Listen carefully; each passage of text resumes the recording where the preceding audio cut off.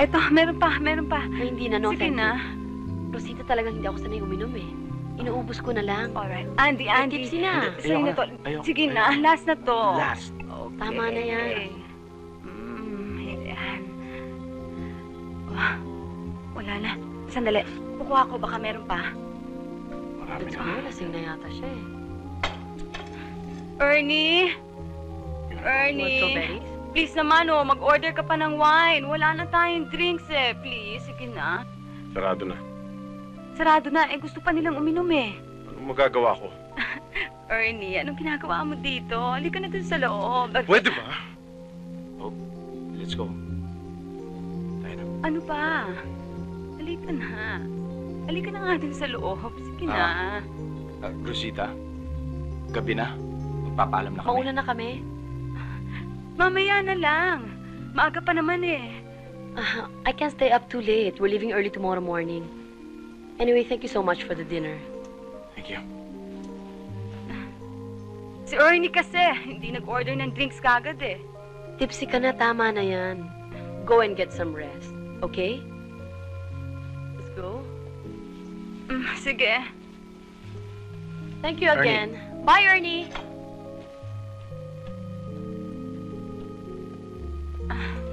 Elsa, yung pangako mo sa akin, ha? Anong pangako? Yung surprises mo. Akala ko kung ano. Oh, sige. Thank you. Good night. Good night. Andy.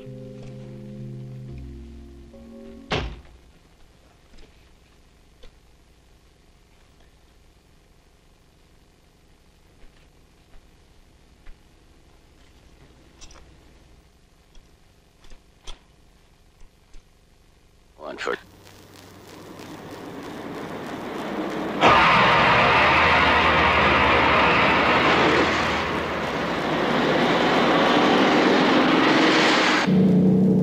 Boss, mukhang may sumusunod sa ating kotse. Naloko na ang bus!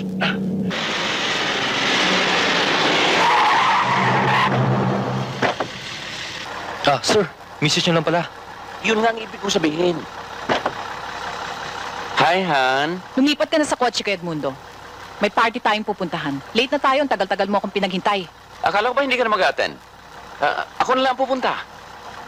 Naisip kong importanteng pumunta para sa campaign mo. Halika na. Dito ka na sumakay sa kotse ko. Ayokong sumakay kasama ng mga bodyguards mong konsentidor. Han? Talaga bang kailangan mo pumunta? Dito pa ba tayo mag-aargue sa daan? Ha? Sumunod kayo.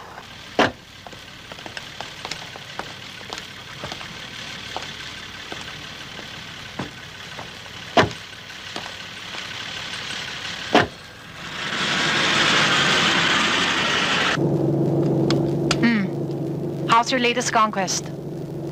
Okay lang. Sa akin, hindi okay. Yung iba mong babae, dinidispatcha mo after a few months. Ito, binahay mo pa. Pati pamilya, suportado mo. Ang husay mo naman mag-imbestiga. Kung meron kang espiya sa babae mo, meron din ako. Kawawang Rachel. Doble-doble ang espiya. Kung hindi mo siya kayang dispatcha, tutulungan kita. Han, hindi ka ba naman nasanay sa akin? Kailangan ko ng mga ganitong diversyon. Kailangan ko ng konting exercise. Pag pinalis mo si Rachel, maghahanap din naman ako ng iba. Iba ngayon, Edmundo. Malapit na ang eleksyon. Kung gusto mo maging congressman, buburuhin mo muna yan. Lisa, mauna na kami, ha? Sige, Lisa.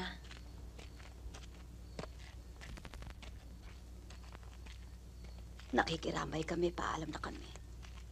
Lisa, nakikiramay kami.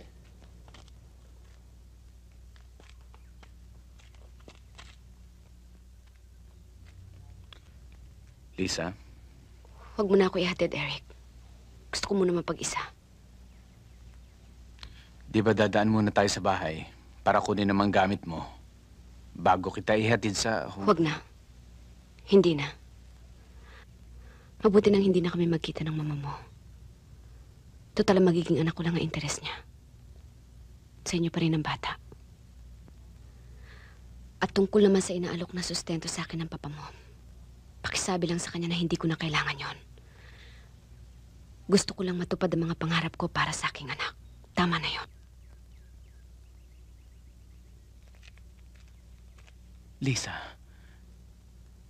nawalan ka na ba ng lakas ng loob lumaban? Sumuko ka na ba? Mabigat na naging kabayaran ng aking pangarap, Eric. Ang buhay ng aking ina. Ngayong nasisiguro ko na ang kinabukasan ng aking anak, kontento na ako.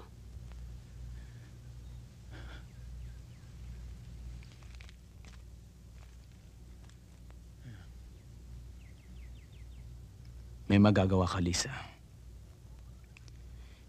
Hindi mo ba naisip kung magpapakasal ka sa iba, sa isang taong mamahaling ka at handang tanggapin ang iyong anak, malulutas mo ang problema mo. Sinong papatol sa tulad ko? Lalo na sa kalagayan ko ngayon. Hindi madaling palitan si Benny. Siya lang ang tanging minamahal ko.